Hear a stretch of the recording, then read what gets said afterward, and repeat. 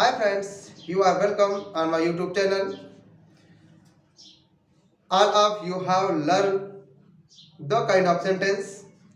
Today we shall learn part of sentence. So if you know how many part of a sentence, then write in a comment box. There are two part of a sentence, subject and predicate. What is the definition of subject and what is the definition of predicate? Today we shall learn in this video. So remain in this video at the end and watch very carefully. So what is subject? Subject को किसे कहते हैं? Subject की परिभाषा क्या होती है? तो आइए आज यहाँ पर हम देखते हैं.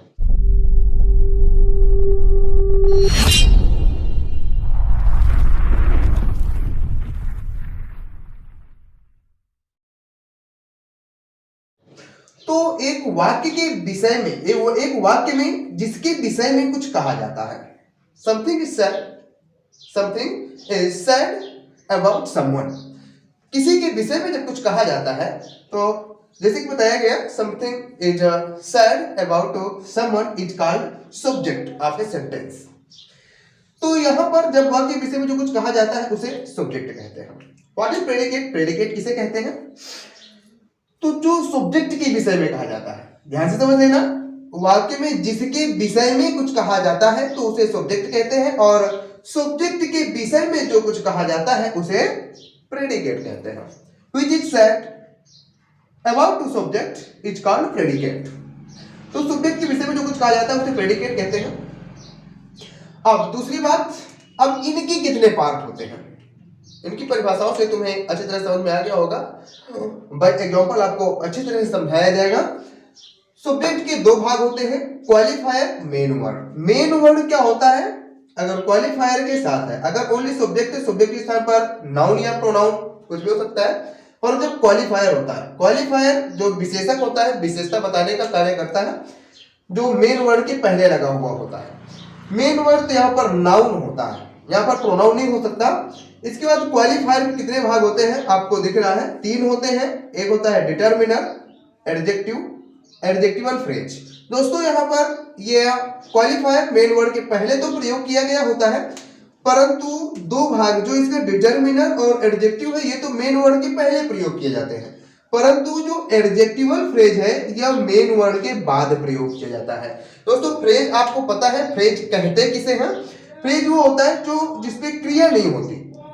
दो या दो से अधिक शब्द तो होते हैं परंतु उसमें क्रिया नहीं होती है, ठीक है, वो फ्रेज कहलाता है. तो एडजेक्टिवल फ्रेज ये भी विशेषता बताने का ही कार्य किया करता है और मेन वर्ड के बाद जो है प्रयुक्त होता है. एडजेक्टिव तो आप जानते हो, एडजेक्टिव को क्वालिफायर भी कहते हैं. सो इस प्रकार से डिटर्मिनर, एडजेक्टिव और एडजेक्टिवल फ्रेज. डिटर्मिनर में आपका आर्टिकल आता है और रिलेटिव एडवर्ब भी आ जाता है कभी कभी, सॉरी एडजेक्टिव रिलेटिव एडजेक्टिव आ जाया करता है कभी कभी. तो इस प्रकार से ये हो गया आपका पार्ट ऑफ सब्जेक्ट. दूसरा है पार्ट ऑफ प्रेडिकेट. परिभाषा आपको बता दी गई है. तो प्रेडिकेट का सबसे पहला भाग होता है वर्ब. वर्ब तो आप अच्छी तरह से जानते हो, और एक सेंटेंस में प्रेडिकेट वर्ब से ही प्रारंभ होता है. वर्ब के पहले जितना कुछ भी लिखा हुआ होता है वो सब सब्जेक्ट होता है, और एक वर्ब से जो है हमारा प्रेडिकेट शुरू होता है. तो वर्ब के बाद ऑब्जेक्ट आता है. तब प्रेडिकेट के तीन भाग होते हैं, जिसमें पहला वर्ब, दूसरा ऑब्जेक्ट और तीसरा कंप्लीमेंट. कंप्लीमेंट वो होता है जो वाक्य के भाग को पूर्ण करने में सहायता करता है. अब दोस्तों बात आती है ऑब्जेक्ट की. ऑब्जेक्ट के दो भाग होते हैं, जिसमें से एक होता है डायरेक्ट ऑब्जेक्ट और दूसरा होता है इनडायरेक्ट ऑब्जेक्ट. डायरेक्ट ऑब्जेक्ट दोस्तों यहां पर सजीव और निर्जीव वस्तु भी हो सकता है, क्योंकि डायरेक्ट ऑब्जेक्ट जो आदान प्रदान किए जाने वाली वस्तुएं होती हैं उसमें रखते हैं, और इनडायरेक्ट ऑब्जेक्ट प्राणी होते हैं.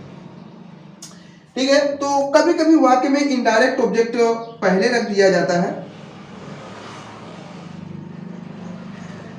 और डायरेक्ट ऑब्जेक्ट को बाद में रख दिया जाता है. तो कब इनडायरेक्ट ऑब्जेक्ट को पहले रखा जाता है या इनडायरेक्ट ऑब्जेक्ट को पहले रखने से और या बाद में रखने से क्या परिवर्तन होता है आगे हम सीखेंगे। दोस्तों यहाँ पर आपको अच्छी तरह से शायद मेरे ख्याल से आप समझ में आ गया होगा कि सेंटेंस के कितने भाग होते हैं और उसके जो अन्य भाग होते हैं उनके कितने भाग होते हैं। तो एक स्ट्रक्चर में आपको बना के दे रहा हूं जिसमें से पूरा एक सेंटेंस कंप्लीट हो जाएगा हमारा। ठीक है दोस्तों, तो आइए देखते हैं।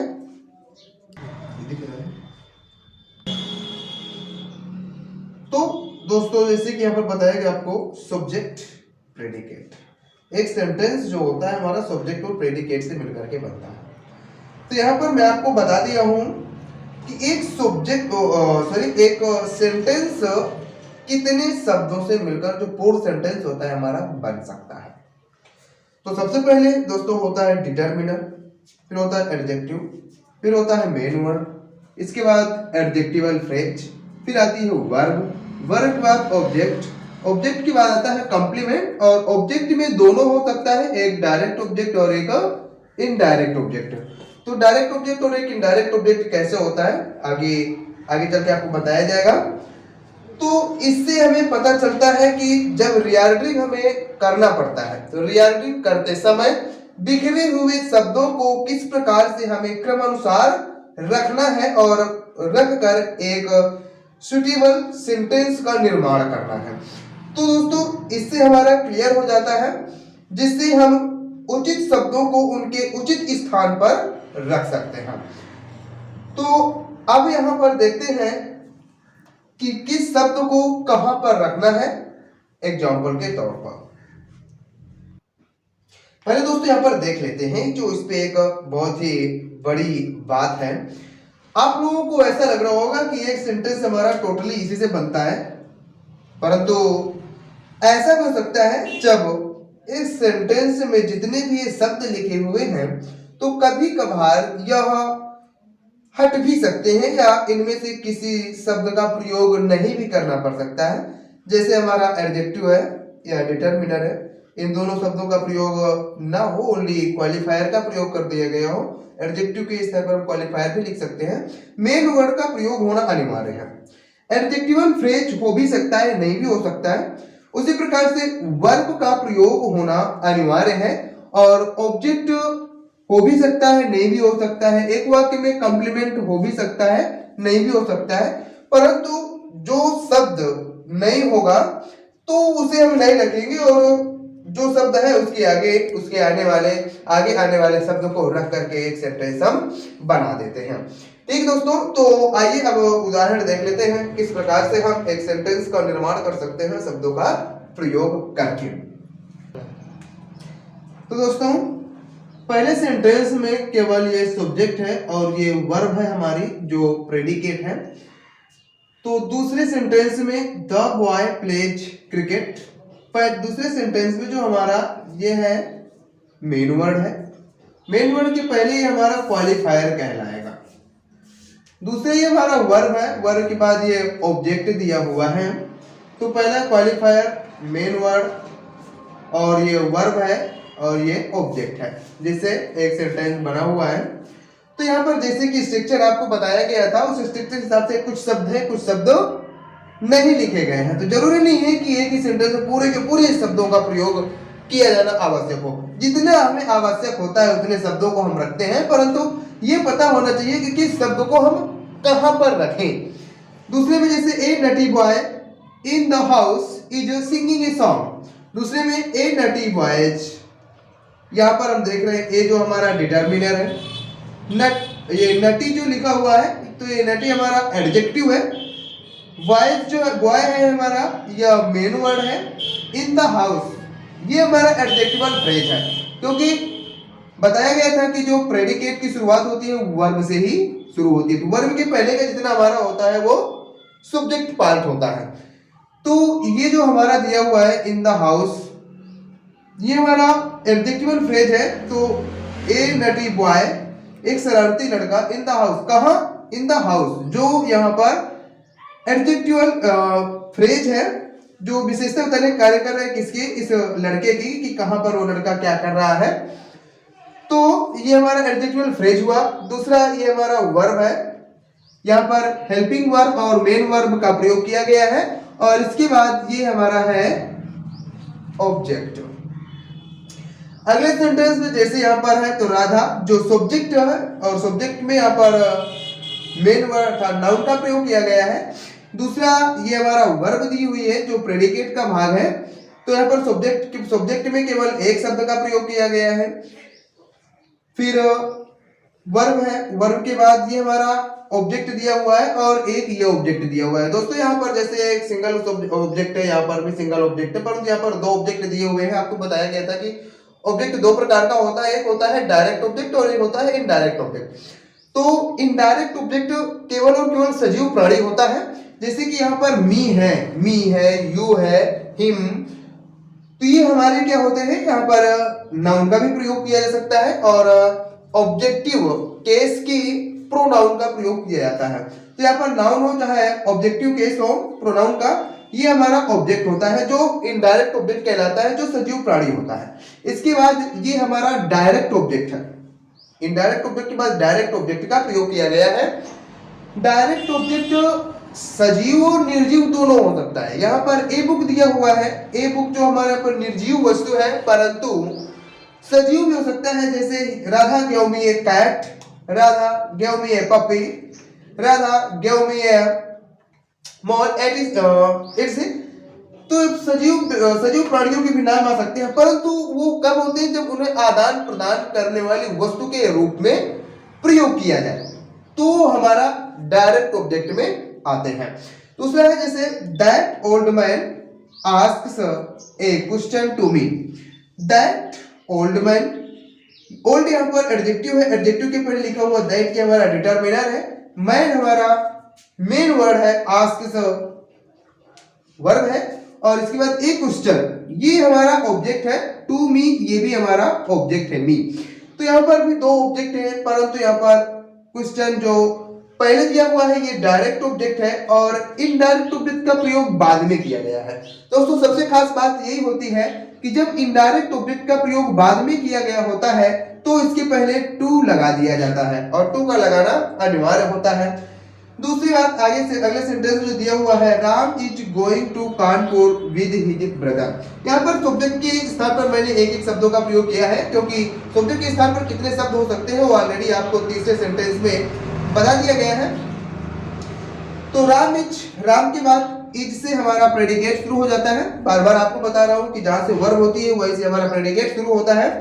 तो Ram is going to Kanpur with his brother, is verb है, गोइंग भी हमारी वर्ब है, जो is helping verb, going main verb है, टू कानपुर। अब यहाँ पर गोइंग जो है इंट्रांजिटिव वर्ब है जिसका ऑब्जेक्ट नहीं होता, अर्थात इसके साथ ऑब्जेक्ट नहीं लगा हुआ है। ये टोटल हमारा क्या है, कॉम्प्लीमेंट लगा हुआ है।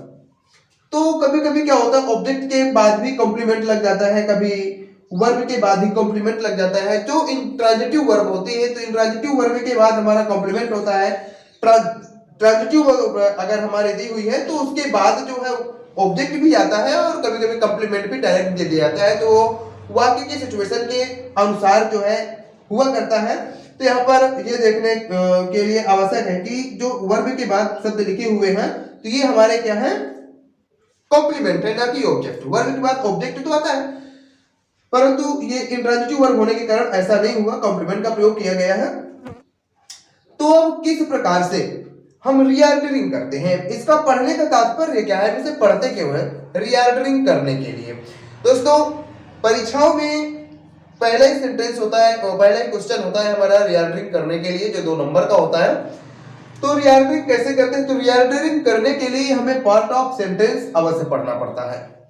तो इस प्रकार से पार्ट ऑफ सेंटेंस मैंने आपको एकदम शॉर्ट वीडियो में बता दिया। अब देखते हैं कि रीऑर्डरिंग हमें कैसे करना है और किस प्रकार से बिखरे हुए शब्दों को उनको उचित स्थान पर रखकर एक पूर्ण भाव देने वाला सेंटेंस का निर्माण करना है। तो ये दोस्तों देखते हैं। दोस्तों जैसे कि यहाँ पर ये कुछ शब्द दिए हुए हैं, अभी कुछ शब्द दिए हुए, इसे हम एक वाक्य नहीं कह सकते, सेंटेंस नहीं कह सकते, क्योंकि ये शब्द जो है पूरे के पूरे बिखरे हुए हैं। ये this, heard, already, had, I, news, तो इसे जब हमें क्रम से रखना है तो सबसे पहले हमें सब्जेक्ट रखना है। सब्जेक्ट में यहाँ पर देख रहे हैं कि प्रोनाउन है, तो प्रोनाउन आई लिखा हुआ है, तो आई को हम सबसे पहले रखेंगे, तो सब्जेक्ट के रूप में ये हो सकता है। फिर इसके बाद रखना है हमें हेल्पिंग वर्ब। भाई इसके बाद जो वर्ब अगर प्रोनाउन दिया है तो प्रोनाउन में जो है हमें दूसरे शब्दों का प्रयोग होता नहीं सब्जेक्ट के स्थान पर, तो इस प्रकार से हेल्पिंग वर्ब या वर्ब आएगी। तो हैड दिया हुआ है जो हेल्पिंग वर्ब है, तो ये हो जाएगी आई हैड। फिर मेन वर्ब आएगी, तो हैड के साथ वर्ब की थर्ड फॉर्म आना चाहिए। इस प्रकार से हर्ड दिया हुआ है जो वर्ब की थर्ड फॉर्म है, इस प्रकार से यहाँ पर हर्ड आएगा। हर्ड के बाद देखते हैं क्या आता है, कंप्लीमेंट या ऑब्जेक्ट आता है, तो I had heard already. Already के बाद फिर क्या लिखा हुआ है, दिस न्यूज। भाई इसको कॉम्प्लीमेंट के रूप में, ऑब्जेक्ट के रूप में एक साथ ही लिखेंगे, दिस न्यूज। तो दोस्तों ये हमारा एक सही सेंटेंस बन गया है। तो I had heard already this news, मैं इस खबर को, इस न्यूज को पहले ही सुन चुका था। यहाँ पर इसका कोई अर्थ नहीं निकल रहा है। तो रीऑर्डरिंग दोस्तों ऐसी की जाती है जब बिखरे हुए शब्द होते हैं और उन्हीं शब्दों को एक क्रम से रख करके एक सही और शुद्ध अर्थ, सही भाव व्यक्त करने वाला सेंटेंस बना दिया जाता है। तो ज्यादा नहीं, अब केवल एक उदाहरण और देख लेते हैं। तो दोस्तों दूसरा एग्जांपल जैसे दिया हुआ है, a dance girl in beautiful the garden. इससे हमें कुछ समझ में नहीं आ रहा, ये मात्र शब्द लिखे हुए हैं। तो किस प्रकार से रीऑर्डरिंग कर एक सही सेंटेंस हम बनाएंगे, तो सबसे पहले क्या करते हैं, सब्जेक्ट लिखते हैं। सब्जेक्ट में क्या क्या हो सकता है, अब हमें ये ध्यान देना है। सब्जेक्ट में ए गर्ल और ब्यूटीफुल आ सकता है। जैसे ये ए क्या हो जाएगा, हमारा डिटरमिनर हो जाएगा। केवल गर्ल तो रखेंगे नहीं, अगर गर्ल केवल रखेंगे तो फिर ए का प्रयोग कहाँ करेंगे, द है तो द गर्ल रख सकते हैं, परंतु तो ये हो जाएगा जैसे अगर द का प्रयोग करना है हमको, तो the girl dances in A garden. परंतु यहां पर हमें ब्यूटीफुल का प्रयोग नहीं किया जाएगा, द गर्ल ब्यूटीफुल हो जाएगा फिर, या द ब्यूटीफुल गर्ल, ये भी सही हो जाएगा हमारा। परंतु हम यहाँ पर पहले ए का प्रयोग कर देते हैं, जैसे हो जाएगा ए। फिर इसके बाद एडजेक्टिव का प्रयोग करना है, ये डिटरमिनर हो जाएगा हमारा। इसके बाद एडजेक्टिव करना है, तो एडजेक्टिव हो जाएगा ब्यूटीफुल। ब्यूटीफुल के बाद मेन वर्ड के रूप में आ जाएगी हमारी ये गर्ल। फिर इसके बाद वर्ब लिखना है। वर्ब क्या है इसमें, डांसेज। फिर कॉम्प्लीमेंट है, इस पे ऑब्जेक्ट नहीं दिया हुआ, कहाँ, in the garden, in the garden. दोस्तों ये हमारा एक कंप्लीट सेंटेंस बन गया। अब जैसे कि आप लोग पहले दा का प्रयोग कर दो ए के स्थान पर, ए का प्रयोग जो है दा के स्थान पर कर दो। तो जैसे कि एक कॉमन नाउन है और एक स्पेशल बताया गया, इसको पर्टिकुलर बताया गया, तो यहाँ पर हम दा का ही प्रयोग करेंगे, ए का प्रयोग नहीं करेंगे। इसलिए डिटरमिनर में ए का प्रयोग करेंगे और गार्डन के पहले दा का प्रयोग करेंगे। तो दोस्तों आई होप आप लोगों को समझ में आ गया होगा। तो अगर कहीं पर भी किसी प्रकार की कोई परेशानी है तो निसंकोच कमेंट बॉक्स में आप लिखकर भेजिए, जिस पर हम अगली वीडियो में सुधार करके अवश्य आपकी मदद करेंगे, आपकी सहायता करेंगे। और हमारे वीडियोस को अंत तक देखने के लिए आपका बहुत बहुत धन्यवाद।